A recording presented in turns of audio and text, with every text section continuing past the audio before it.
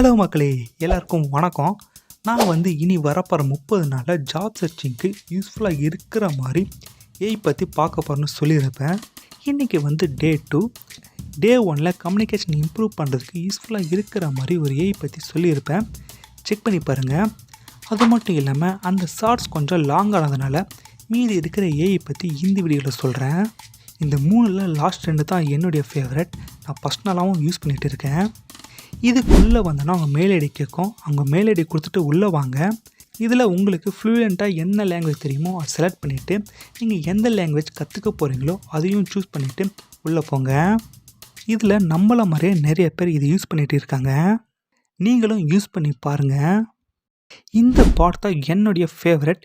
இந்த பாட்டில் நீங்கள் யாருக்கு என்ன மெசேஜ் பண்ணணும், அதுவும் கிராமர் மிஸ்டேக் இல்லாமல் நீங்கள் இந்த பாட்டை யூஸ் பண்ணி மெசேஜ் பண்ணிக்கலாம். இந்த பாட்டில் ஒரு சென்டென்ஸில் இல்லை ஒரு பேராகிராஃபில் இருக்கிற கிராமர் மிஸ்டேக் இல்லாமல் இந்த பாட்டை யூஸ் பண்ணி மிஸ்டேக்ஸை நீங்கள் திருத்திக்கலாம். ட்ரை பண்ணி பாருங்கள். ரொம்ப ரொம்ப யூஸ்ஃபுல்லாக இருக்கும். கடைசியாக நமக்கு ரொம்ப யூஸ்ஃபுல்லாக இருக்கிறது கூகுள் டிரான்ஸ்லேட் தான். கூகுள் டிரான்ஸ்லேட்டில் நம்ம மதர் டங்கில் பேசி அதுக்கு என்ன மீனிங்னு நம்ம இங்கிலீஷில் தெரிஞ்சுக்கலாம். ஒருவேளை கிராமர் மிஸ்டேக்காக இருந்துச்சுன்னா இந்த பாட்டை வச்சு நீங்கள் சரி பண்ணிக்கலாம். இது மட்டும் இல்லாமல் நிறைய காமிக்ஸ் அண்ட் உங்களுக்கு எந்த ஸ்டோரி பிடிக்குமோ அதை இங்கிலீஷில் படிச்சுட்டு தமிழில் என்ன அர்த்தம்னு தெரிஞ்சுக்கோங்க. இது மூலம் கூட உங்களுக்கு கம்யூனிகேஷன் இம்ப்ரூவ் பண்ணிக்கலாம்.